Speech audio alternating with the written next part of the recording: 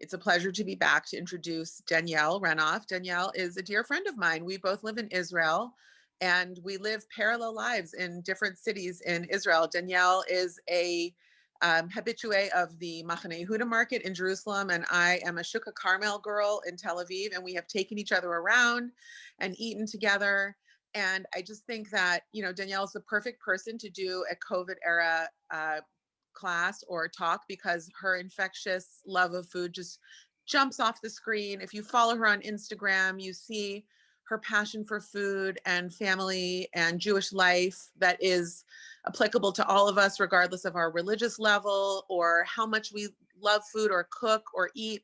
She is an amazing friend, cook, super talented. And I have to tell you, her book is dynamite. It has been flying off the shelves, literally several printings. People from all walks of life are loving her food and her approach to food and the way that she brings you into her cooking and love of cooking. She lives in Israel with her family and her amazing husband and children. And I couldn't be more happy to turn it over to her. And it was my honor to introduce my friend Danielle. Thank you so much, Adina. Thank you for having me. I'm really, really, really honored to be here. And, you know, it's so funny because when the book first came out, it was supposed to come out in May, and due to so many things going on in the world, the printing kept getting, you know, put on hold because printing houses kept getting shut down. And, you know,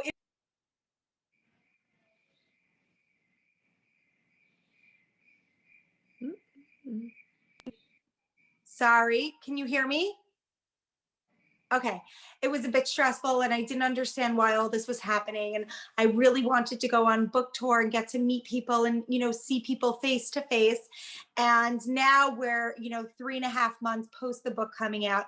And because of everything going on in the world and the way technology has sort of really made our world smaller, I'm able to actually meet and do so many more of these events than I ever could have. And it's really such an honor to be here because, you know, when we meet in person, we go to a shul, we go to a common place. And now I really feel like everybody's just been so welcoming, inviting me into their homes. And it's really an honor. So I want to thank you all so much. And Adina, thank you so much for your really kind introduction. Adina is somebody that I look up to.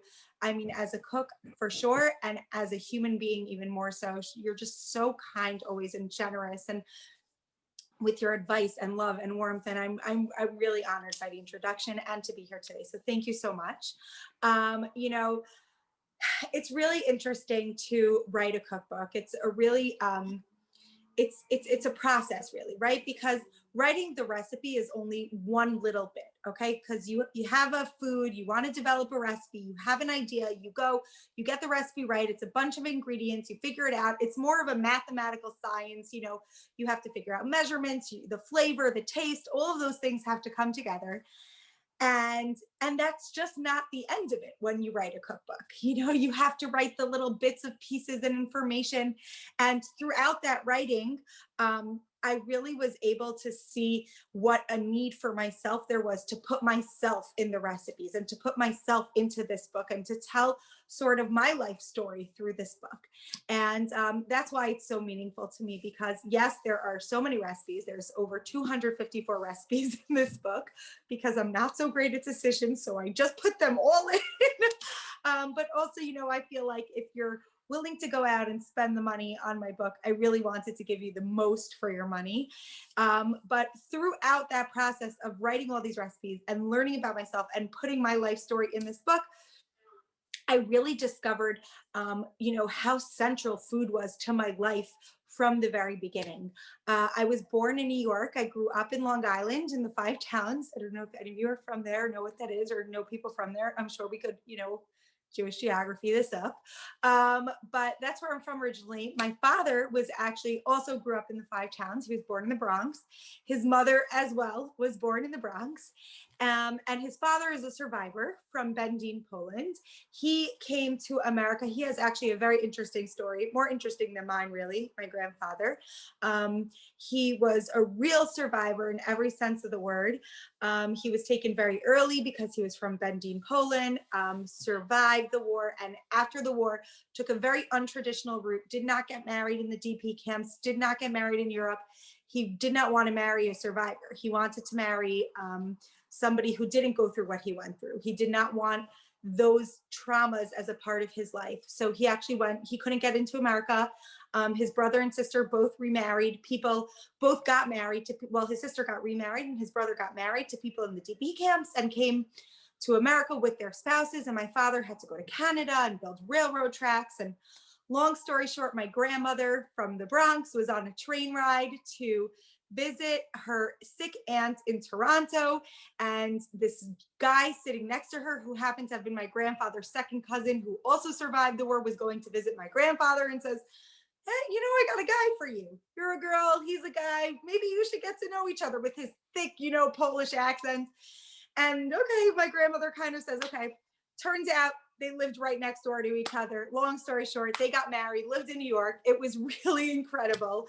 And he grew up in this multicultural home with an American mother and an immigrant father, and was really given a foundation of love and acceptance through that.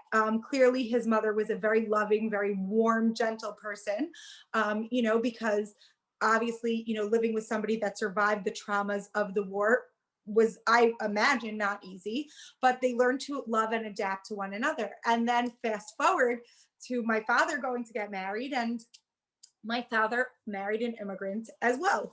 My mother was born in Morocco, in Casablanca, although the rest of her family was born in Fez. And she spent like most of her childhood in Morocco, and then moved to Paris, where she spent the remainder of her young adult life until she came to New York.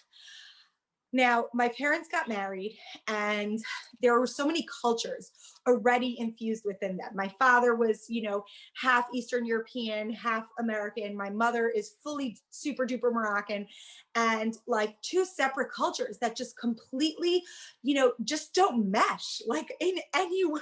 You know, everything is different. Moroccans do things one way, Ashkenazi Jews do things one way, and then my grandfather, who grew up Hasidic, did things one way, and his mother, who grew up American, did things a third way. And yet you know, right away, I was born, you know, pretty quickly after they got married. And yet, no matter what was going on, the family came to the table for dinner every single night. And my mother took her role as a wife and as a homemaker very, very seriously. And she did a fantastic job, I think. And no matter what was going on, we came to the table and there was food. And everybody sat there and everybody got along. And on Friday nights and on holidays, my father's father came and my mother's mother came, because, you know, my grandmother and my other grandfather had passed on.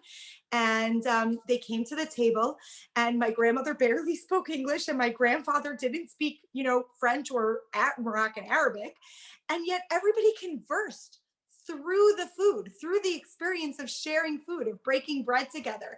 And my mother, who, you know, only knew how to cook really Moroccan dishes, learned how to cook the food my father loved. And my father learned how to love the food my mother cooked. I mean, it's not hard. Moroccan food is delicious. He was very lucky. But it was really through food and through the eating experience and sitting at the table experience that I myself saw what it meant to bring people together and what it meant for food to be a neutralizer for people. And through the process of writing this book, I was really able to rediscover my feelings about the importance of food in this world. And then just as I'm finished writing the book, and, you know, my passion for food is reignited, and not just my passion for eating food and cooking food, but my passion for seeing how food can really help bring people together. COVID hits and the world is shut down and we're put in our separate corners. And yet through all of that, I'm even more reinforced by how incredible food is, because now we're all isolated in our own homes, and through technology and through social media and just through the sheer necessity of needing to feed our families or feed ourselves, food has this rebirth, right? Cooking has this rebirth where people are making sourdoughs and they're pickling and they're making banana bread and they're literally cultivating gardens in their backyards, on their windowsills, growing herbs, and we're getting back to our roots. And literally, it's coinciding with my own feelings of, my own feelings that have recently reemerged about food. And I think it's so unbelievable and so spectacular. And for me, that is what is so reflective in the book. It was so reflective of the book, and what is reflected inside the book as well, because for me, food it is about the flavor and it is about deliciousness, because I am an eater. First and foremost, I like to eat. Okay. That is why I develop recipes, because I'm moody. I wake up in the morning. I cannot meal plan. There is no meal planning in this house. If I ever meal plan, it is a waste of my time, because just because I wrote, I don't know, steak for dinner, if I don't want steak for dinner, I will not put that steak in my mouth. That is not what I want. Maybe I just want donuts for dinner. I don't know. There is no meal planning around here. However, I really do love to eat, and I love to cook because of that, because I need to produce the food that I want to eat. And I love developing flavors, and I love discovering people and cultures and things like that through food. But what I love most about food is how it brings us to the table. I love how we're all just human, and we all have this basic instinct that we want to eat, and we want to eat delicious food that we love to eat.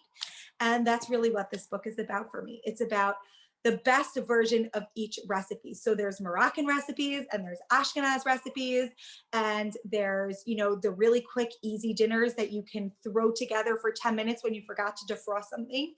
And there's things that you can double up and stick in the freezer for those days. And there's just a million different kinds of recipes, because I really believe that food is so deep down, it's just such an inclusive thing on this planet. Everybody needs to eat it, and everybody can come together around it. And I felt like for the book not to be inclusive and reflect that would just have been a loss. So there's something for everybody. There's something for holidays. There's something for weekdays. There's something for Shabbases. There's something for the summer and the winter and in between. And I'm just so proud of it. And more than I'm proud of it, I feel so connected to it, because it was such a growthful journey for me to write this book, and took so much introspection. And I hope that when you read the book, you really see that, and that really comes out. Sorry, is Leora here? Leron, sorry. Yeah. Hi, Leron. Okay, so we do have one question. One of the questions here. What is your favorite olive oil? Oh, so I live in Israel. So I'm very fortunate. Israel has a lot of indigenous species. And one of the indigenous species of fruits and vegetables is the olive. And we actually get very, very high quality olive oil. So there's not really a brand, but we get to go to little farms and olive presses and buy them straight off the press. And it's like unbeatable. It's amazing. When I moved from New York, I grew up in New York, right? So in New York, it's not like California. Our produce is not as delicious as yours. But obviously we have seasons, right? So we knew that strawberries tasted better in the summer, but that didn't mean that you couldn't get strawberries in the winter. Of course you could. Like if you wanted to make something with strawberries, you just go and add sugar or do whatever you had to do. Then I moved to Israel 13 years ago, and I go into my local fruit and vegetable store, and I really wanted to make my husband, he loves strawberry shortcake. So I go in 1 week, the second week, the third week, there's no strawberries. And I moved in September. So if anything, it's strawberry season now. And I asked the vendor, I'm like, hi, how are you? Whatever. Can I ask you a question? Like, are strawberries finished? Like, is the season over? Are you getting strawberries? And he literally started laughing at me, laughing. And I'm like, wait, what's happening? Why are you laughing at me? He's like, it's not the season. I'm like, wait, no, but what? No, it's the summer. It's the season. It's the season of strawberries. He's like, no, this is Israel. The season for strawberries is from Hanukkah until February. That is the season for strawberries. I'm like, okay, fine. So they're not in season, but like, where are they? Like, I'll just take the bad ones. And he literally was like laughing at me. He's like, no, did you not hear me? Like, they're not in season. I was like, no, I know. So I'll just take the bad ones. He's like, no, there's no bad ones. There's no strawberries. If they're not in season, there's no strawberries. And I was like, wait, what? What are you saying? What are you saying? And then my husband loves banana cake. So for like 6 weeks, I keep buying bananas every week in a row to make banana cake because I'm like, oh my gosh, the bananas are going to run out. So I need to make as much banana cake as possible until the bananas. Finally, I'm like 6 weeks into this banana cake business. And I say to him, I'm like, so, when are the bananas running out? And he laughs at me again. He's like, no, we have bananas all year long. So like 6 weeks later, so I finally went in with a paper and pen and I'm like, so can you write down the seasons for me? I have a list of fruit and vegetables. Can you help me out here? And I really had to learn to adjust my cooking to the seasons of Israel because they don't even coincide with what I knew from America. So I just had to relearn everything. And at first it was overwhelming, of course, learning to cook in a completely different way. Instead of making a grocery list and, or a menu and going to the supermarket, now we do things in reverse. I go to the shuk and I walk around and I'm inspired by whatever produce I see because it's Israel. So even if strawberries are in season, that doesn't mean you'll find strawberries today. Like just because they were there yesterday does not mean they're there today. So you need to go first and you need to be inspired and you need to see what looks delicious. And that really completely changed the way I cook here. And only for the better though, because right, if the sum of your parts are delicious to begin with, then for sure your final product will be more delicious. And it's just been a fantastic experience, like having that infused into my cooking style.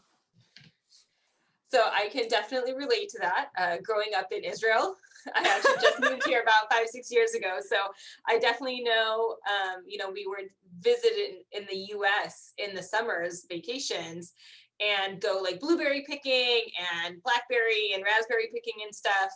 And it's things that are so cheap, but then we go to Israel and you're paying like $10 for this little like tiny pint. It's great, like blueberries. I know. I tell crazy. My kids, I'm like, if I ever see a blueberry on the floor, I'm like, no, you're out. Done. No more blueberries for you. you lost your blueberry privileges. Then we go to my parents' house in America and they're like, right. All right, soak it up, guys. All right. So our next question, what is your favorite plant-based recipe in the book? Oh, so there's a bunch of plant-based recipes. I don't even know how I would choose. Probably the tofu fried rice. We actually had a version of that for dinner, except instead of rice, we did it with udon noodles. Yeah, my son Dovi, who's sitting here watching this interview, he actually picked that for dinner. It's a very delicious recipe. That's really good, but there's a whole section in the book of dairy recipes. Well, I guess that wouldn't be plant-based. Are you plant-based, like strictly vegan? Is that what we're talking? No, just not with meat or that kind of protein, not meat-based protein. Oh, so there's like an entire fish chapter, there's an entire dairy chapter. And actually the way the salad chapter is broken down is first you write off the back at 12 salad dressings because, and I talk about this in the book, like I think that if you have a refrigerator stocked with different salad dressings, you're like good to go because it's like half the battle, right? Is like the added flavor, something to dip the food into. Because then you could just roast chicken and you have a great salad or a great dip, or even use it to marinate the chicken. So right away you start off with that and then you move into a bunch of just vegetable based salads and then some protein based salads. I have to say you just made Julie's day because she's never had store-bought salad dressing. So I actually talk about that in the book. They're offensive. I've never tasted it. I don't understand what they do. What do they do to them? What? I think it's like this weird chemical sweetener. But like at some point just use, like if you're going to make it sweet, which I don't know why the salad, like it's weird to dip your lettuce in sugar, but if you're going to, then just use the sugar. I don't understand. They don't taste good. Yeah. All right. So if you don't do meal prep, do you shop on a daily basis or every couple of days? Yeah, I shop every day. I mean, you have a big family, so I'm sure like. Right. I do feed a lot of people, thank God. I feel very blessed for that privilege. But I do shop, I would say every day or every other day, or I end up at a Macolet or something. I do like a big grocery shopping once every 10 days for like the basics that I'll need to stock my house, like let's say dried pastas, tomato sauces, things like that. But in terms of produce and stuff, I go at least every other day, maybe even every day.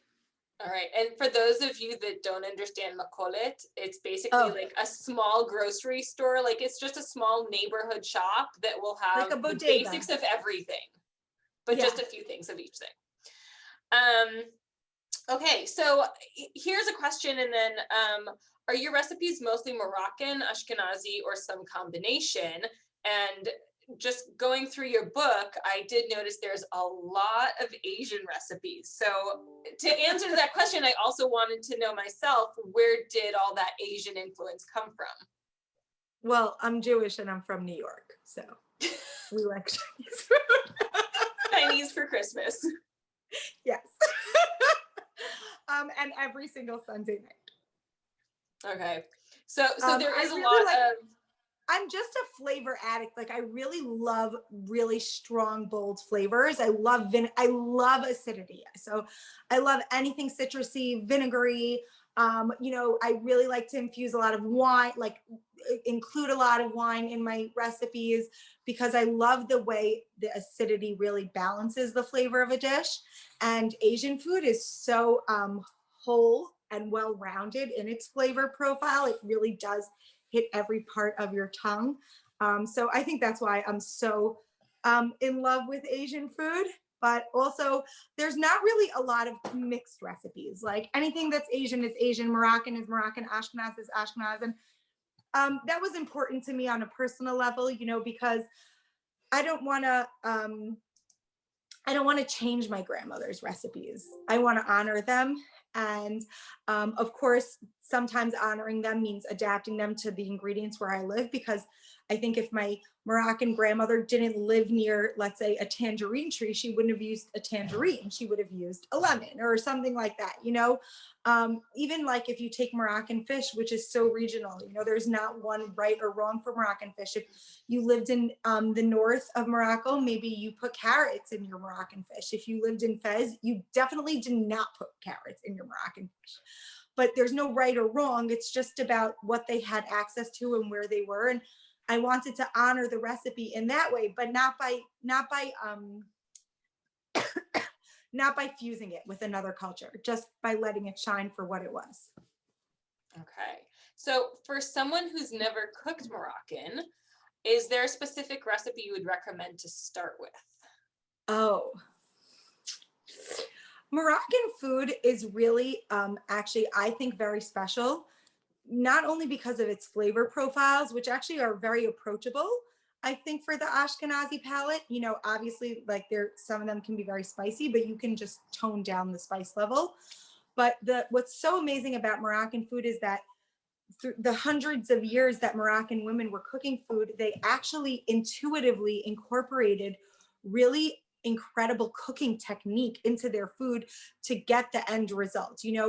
Making a tagine is really about the technique of how to make a tagine, making couscous from scratch and building flavors. And that's really what they did so well. And that's why Moroccan food, when you follow the recipe, the end result is so delicious, because of the technique that they incorporate in the cooking process to actually enhance the final version of the food.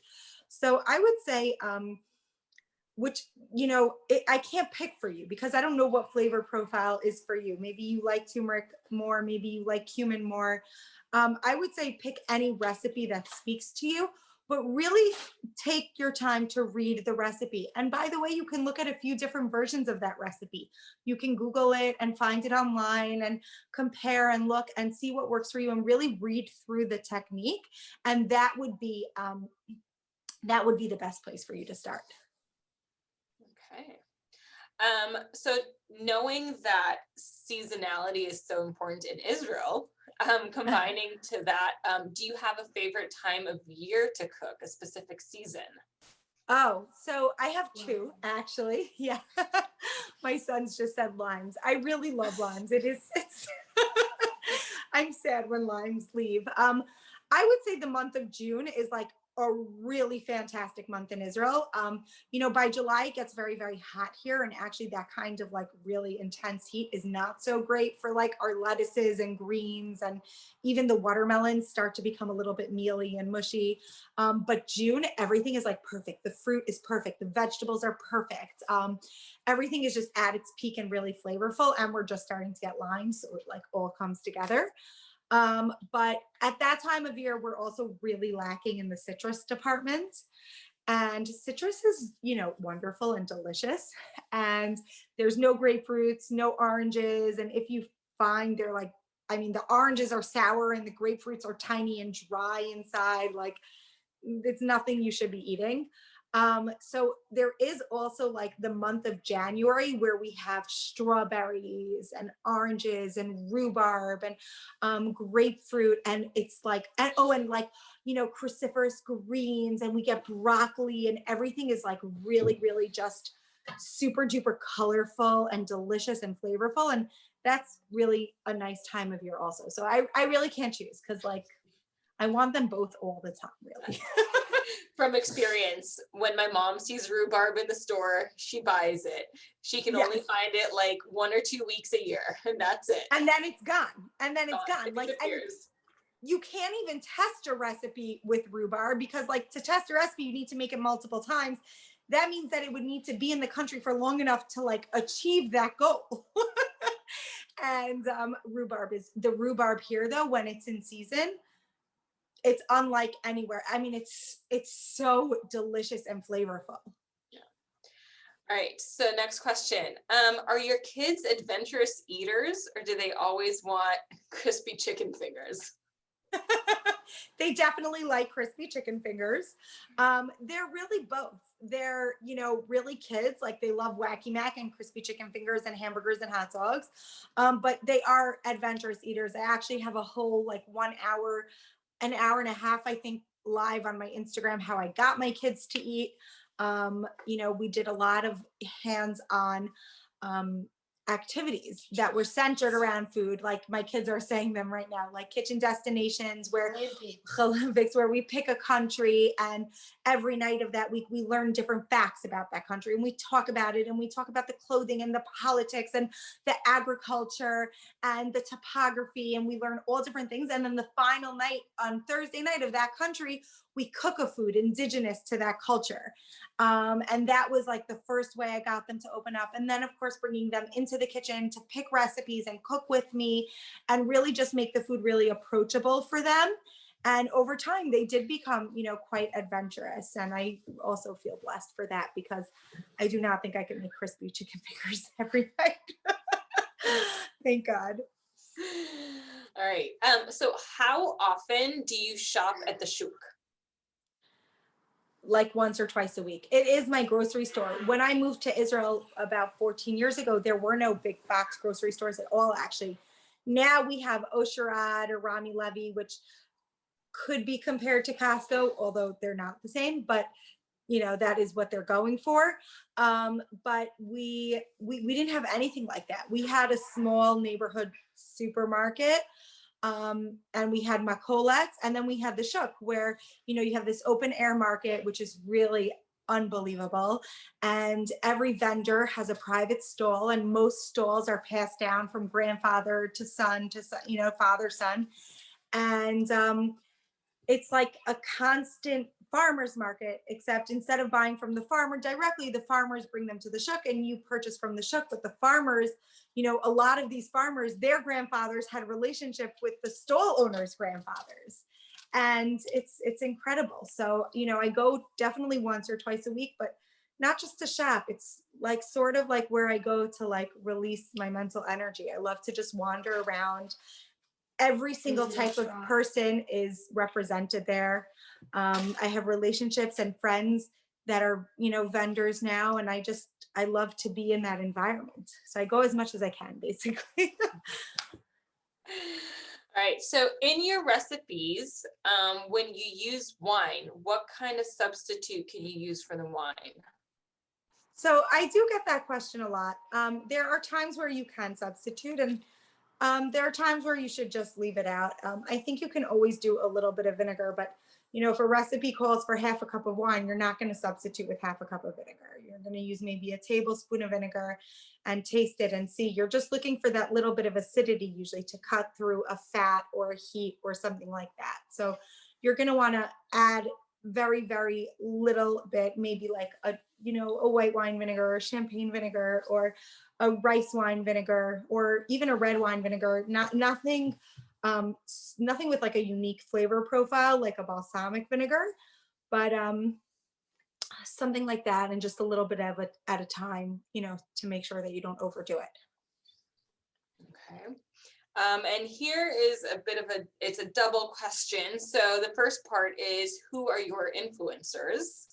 And then, are you self-taught, or did you go to any culinary school? I did not go to culinary school. I did spend a lot of years taking a lot of different classes and courses and things like that. Who are my biggest influences? I'm trying to think. Well, I would say like my mother and my grandmother are number one, but not in like a cheesy, whatever, like, way, like legitimately, that is who I saw cooking my whole life in the kitchen. And I learned the most that I could possibly learn from them. And then I would say right now, I learn a lot from people like Adina Sussman and like Terry from No Crumbs Left, and just really wonderful women that are out there doing what they love every day and that are really passionate about their craft. And, it's not just about sort of like, trying a recipe once and putting the recipe out there. It's like they're putting out recipes with integrity, trying them, making sure that they're usable and workable and consistent every time. And they care about what they're doing, but also they realize that it's just food. Like they're just so balanced. And I think that's where I'm at in my life, and that's who's influencing me most right now. All right, so we're going back to Moroccan cooking for tagine. Do you need any specific equipment? So a tagine is actually the name of the cooking vessel, as opposed to like one specific dish. A tagine could be anything. It could be a beef, lamb, chicken, vegetable, cooked, in one of those traditional cone-shaped clay vessels. The thing about a tagine is the way it works is that it's very, very heavy and it really traps a lot of heat. But because of that cone shape, the steam rises to the top and then falls back down. So it creates like this circular heat that also is circulating moisture throughout the food and keeping the food really, really, really tender and moist and delicious. But obviously most people don't have a tagine in their home. So you can use a Dutch oven and that's totally fine. Okay. Oh, I like your question. I know how to answer it though. Have you ever found anything like marzipan zrogalach in the US? Go for it. Well, I just know that they actually have them in New York. There's a bakery, I believe in Brooklyn, that sells the marzipan rogalach in New York. Yes. I think Alma Cafe is the name of the bakery. Yeah, but do you know of any in California? I don't know. You know what? I've like been here for 14 years. So like, I think the last time I had one was like probably a few years ago, but now I should go get one. I'm in the mood now. You got me in the mood. See, this is what I'm saying. Like, I thought that tomorrow morning I would do something, but now that's going to be on my list of places to stop and I'm going to have to get one. You just get deliveries when someone from the Rega family comes directly to California. Okay. Are the quantities in your cookbook in kilograms or in pounds? In kilos, in grams, or in pounds? Both. What? I know. Both. You know what? Because I live in Israel and I've embraced it. I also can't even think in pounds and ounces anymore, like kilos. I have to say, I love America. I loved my education there. but I came here and I'm not mathematical at all, but I adapted so quickly to the metric system. And for the life of me, I cannot understand why in America it is so much easier. It makes so much more sense. It is so much easier. It's amazing. I'm with you. So true. Yes. 100%.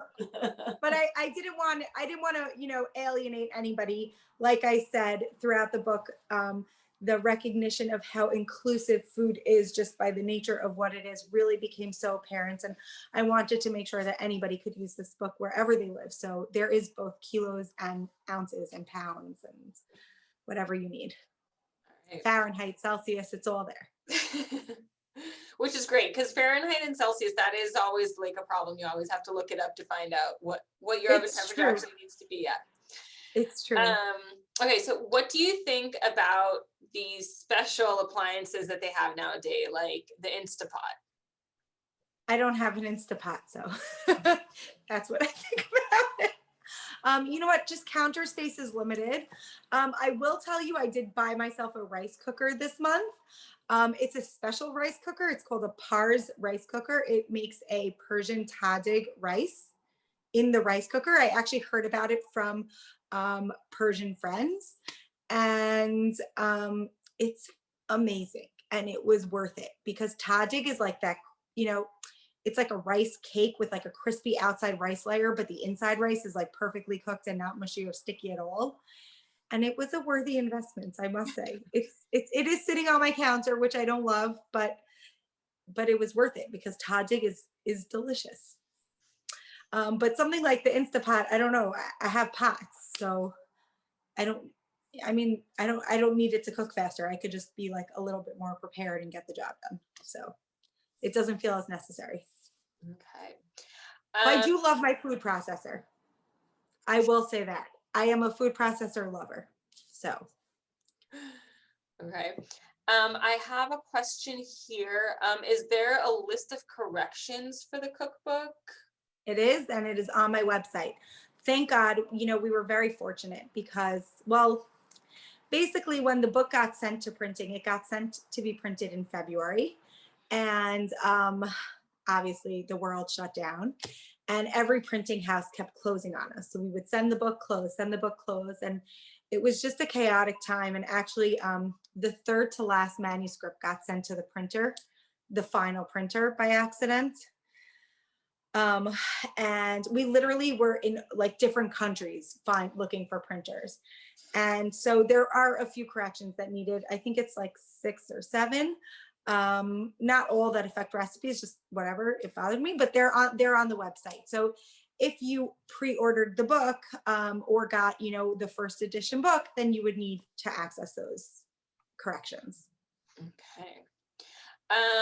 A Jerusalem question. Where in Jerusalem where in Jerusalem can you find fresh peas? As opposed to just frozen ones. Like summer peas, like green peas? Yes. Well, not now. You wouldn't find them now. So when is the season? In the summer, and it's very short and it's very rare here, actually. Like they're not indigenous to here. Mm-hmm. So they're more difficult to find. We find them usually in June. And then would you get them in any of the grocery stores or at the shuk? You know what? I don't ever shop for vegetables in the grocery stores, so I don't know. Yeah, but in the shuk you would find them. That was a question from my mother in Jerusalem, so thank you. They're usually around in June, and they look like peas, like they come in the pod and whatever, you have to crack it open and do all that, but they are delicious. We actually spent I brought home tons, and it was an activity one afternoon for my kids, and it was delicious. Okay. What is the actual website? And I am getting it. peas11carrots.com. Yep, exactly. The title, just with an N instead of an ampersand. .com. And to everyone, I am posting the website. Okay. Does anyone have any more questions? Actually, I have a question. Is your book translated to English to Hebrew, or I mean, does it come in both languages? Right now it's just in English, but if you write a letter to info@artscroll.com, maybe they will translate it. Okay. We're working on it. We would like them to translate it. Okay, yeah. So I have a question, and I've looked through a lot of the recipes, and definitely made some of them. And I noticed that there's recipes like your challah recipe that are very large recipes. I don't think I would ever make that much challah unless I was doing it for a large event or something. So are they mostly normal, like 4-person, like 4-serving size recipes, or mostly like large portion size recipes? They're mostly like 8-person serving size, just because that's how I cook. But the challah one specifically, it uses a 5-pound bag of flour because customarily to make the blessing on challah, you need to use 5 pounds of flour. So that one's a little bit bigger. And then recipes that are more holiday style recipes would be bigger because, I'm assuming that you would maybe potentially be making it to feed more people. So yeah.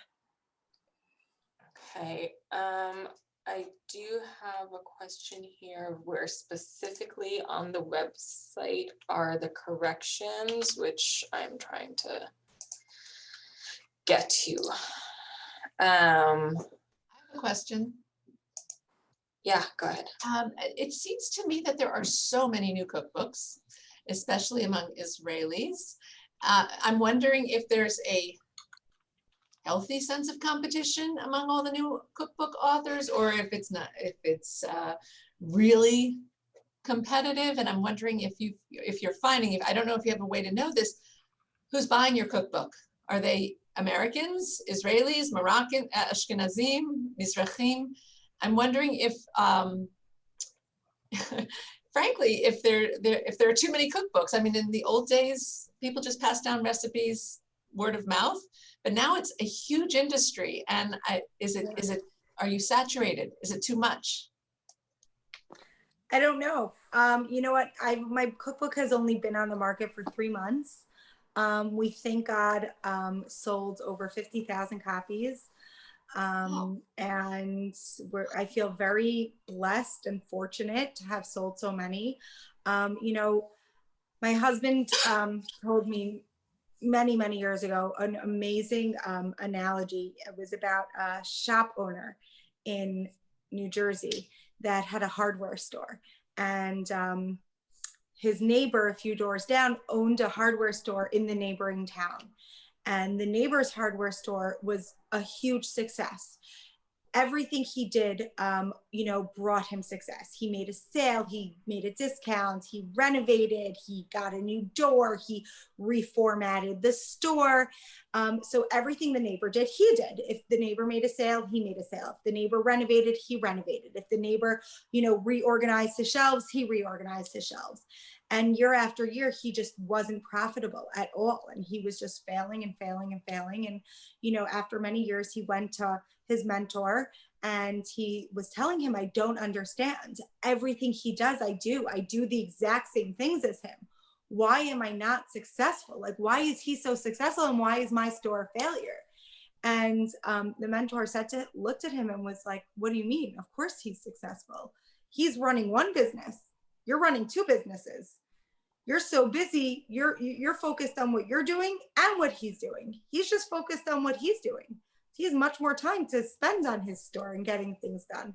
And I just think that's one of the greatest stories, to really drive home the stay in your lane story. And that's really what I do. And I'm really fortunate to have friends like Adina, who is also an Israeli cookbook author. And, I just find that,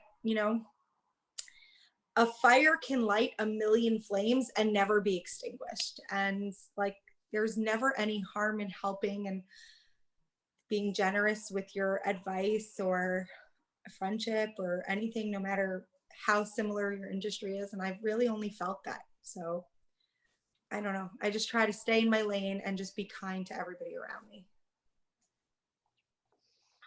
All right, I am looking on here just to give the direct link. Is there a specific place that you would have those corrections? It should be the latest blog post. We are in the middle of reconstructing the website. I don't know if you could tell.